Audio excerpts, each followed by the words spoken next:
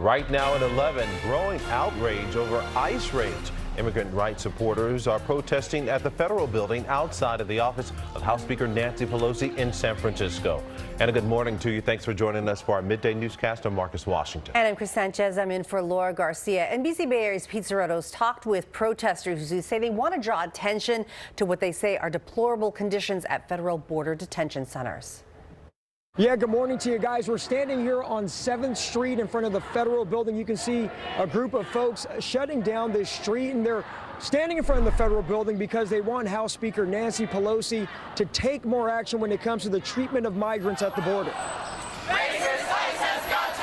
The group marching down Market Street this morning, led by members of the Jewish community and their allies, are unhappy with the conditions right now at the border, specifically the separation of families and the lack of resources being provided to them. Now, they feel the detention centers are modern-day concentration camps and want Speaker Pelosi to do away with the detention centers altogether and abolish immigration and customs enforcement as well. I was raised to say never again, and thinking about the Holocaust, and I think particularly I have the opportunity as a Jew to be a voice for the people that are in need of it. The conditions are torturous.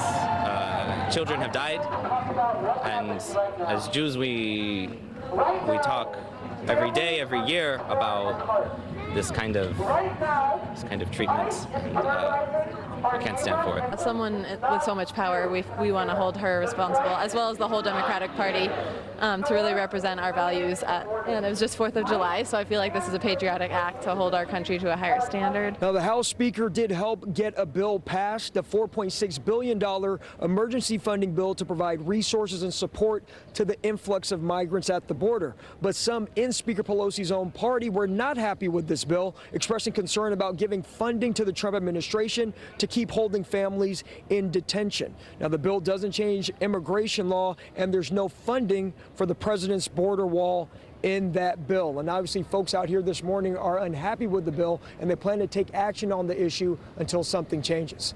In San Francisco, Pete Cerratos, NBC Bay Area News. New at 11 now, President Donald Trump says that he is looking at issuing an executive order to add that citizenship question to the 2020 census, which, as you know, was already rejected by the U.S. Supreme Court.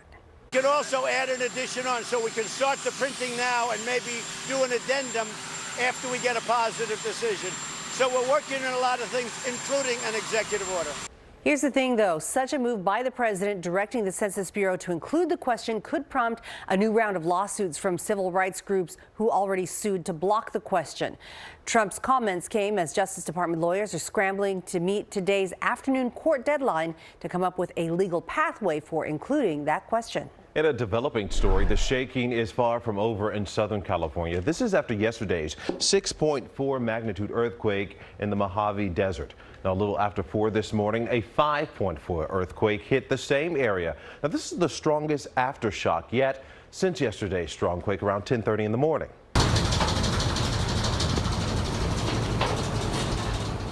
Now, what you are hearing is glass rattling as that aftershock hit the Ridgecrest area this morning around 4 o'clock. NBC Bay Area's photojournalist Mikey Vang shot this video this morning.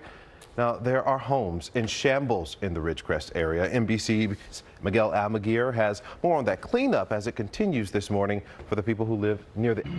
This morning, many are still rattled in Southern California. A magnitude 6.4 earthquake jolting the region on the 4th of July. We have multiple commercial fire alarms. The violent shaking causing this home to go up in flames. The earthquake so strong, it nearly brought down the house at a holiday event, terrifying school kids and their parents. The trembling also triggering a small disaster at grocery stores, tossing merchandise from shelves. The quake centered 150 miles northeast of Los Angeles, the largest to hit the region in 20 years. 20 million people in the earthquake zone, felt as far away as Las Vegas, Arizona, and parts of San Diego. The hardest hit, the city of Ridgecrest, where the governor declared a state of emergency. Just 7 miles from the quake's epicenter, surveillance cameras capturing panicked restaurant workers scrambling for the exits. We're used to aftershocks. We are not used to big earthquakes like that. At the Ridgecrest Regional Hospital, the area's only trauma center, they weren't taking any chances. As a precaution, patients were transported by ambulances and airlifted to other medical facilities. In nearby Trona, California, where the quake split the asphalt on this highway, no power, no water, and no help for hours. Thursday's tremor followed by over 100 aftershocks, including this one as the cleanup continued. This morning, frayed nerves as Southern California remains on shaky ground. The aftershocks continue here in Southern California. We had a 5.4 here earlier today. That's the largest one so far. Yesterday's quake was powerful enough to push some homes right off their foundations. You can see this one here has been red tagged. The owner won't be able to return for some time. Miguel Almaguer, NBC News. And our team works around the clock to bring you the latest information. When the latest aftershock hit this morning, we sent out a silent push alert on our NBC Bay Area app. Be sure to download that app. That way you can stay up to date on what's going on. But you don't have to look at the app for your weather right now because meteorologist Carrie Hall is taking a look. We're looking live at San Francisco today. And boy, if it looked like this yesterday, a lot more folks would have seen fireworks. Yeah, I think so. Yeah, it did clear up during the afternoon, but we know that fog rolls back in right at about 5 or 6 o'clock in the evening. And then inland, we've seen a lot of sunshine, and that's what we're seeing right now in Dublin. If you'll be heading out around the Tri-Valley, maybe checking out the Alameda County Fair, it's going to reach into the mid-80s, so a little bit warmer than it was yesterday. But we do still have that nice cool down for the evening. Right at around sunset, we're in the low 70s, and by the time the fireworks start there tonight, it'll be 66 degrees. After reaching our high temperatures today, near 90 degrees in Antioch, you'll feel the difference compared to yesterday, with Ukiah reaching 93 degrees, up to 88 in Santa Rosa, and San Francisco staying cool and breezy with those highs in the mid-60s. So we are going to see some changes ahead. Our temperatures going up and then back down by the end of the weekend. I'll talk about that and also some weekend events as you try to make some plans. That's coming up in the full microclimate forecast. All right, thank you very much, Carrie. This raging fire overnight that damaged an East San Jose home may have been sparked by illegal fireworks. NBC Bay Area's Roz Plater is live in the neighborhood in San Jose with what folks saw before the flames. Hi there, Roz. Hey, how are you? Good morning. I'm going to step out of the way a little bit so you can take a look at the aftermath here. You can see this car that was damaged. It's one of the cars that was damaged. Another on the other side. You can see those charred trees. What's most stunning about all of this is how it all seemed to be contained into this small area here, and it actually was so close, very close to one of the homes here. Now, let's show you the video. It shows a dramatic scene just before 11 last night. Bright red flames shooting into the night as the eucalyptus trees in this yard burned. This is in the 1800 block of Luke Court in San Jose. Now, witnesses say they spotted kids setting off fireworks earlier. The neighbor next door says he smelled smoke. He ran outside. He saw the flames. He then grabbed a water hose and started spraying his roof. But he says it was the quick work of the firefighters that saved these homes. If the fire department not coming that quick, I don't know what happened here. A couple houses might have been in trouble. Maybe more, I don't know. You never know. But that fire is so huge, and it can and so windy too. Now, it was also a busy night for fire crews in Contra Costa County. Firefighters responded to 37 fires in 6 hours. We're told one of the fires in Martinez was due to fireworks, as were 5 others.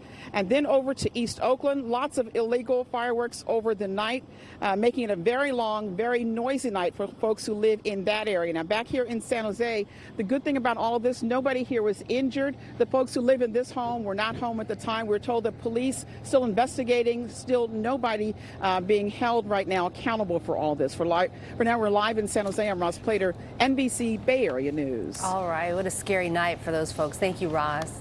One new video from Oakland showing a sideshow overnight. This broke out near High Street on Interstate 880. Hundreds of spectators watched as those cars spun out in circles. Now, we reached out to Oakland police to find out if any citations were issued last night. And if you've seen or even happened to see a blue helicopter flying through the skies over places known for high fire danger, well, we may have an answer as to why this is happening. PG&E right now is rolling out a new fire prevention program in the Bay Area locations, including the Oakland Hills.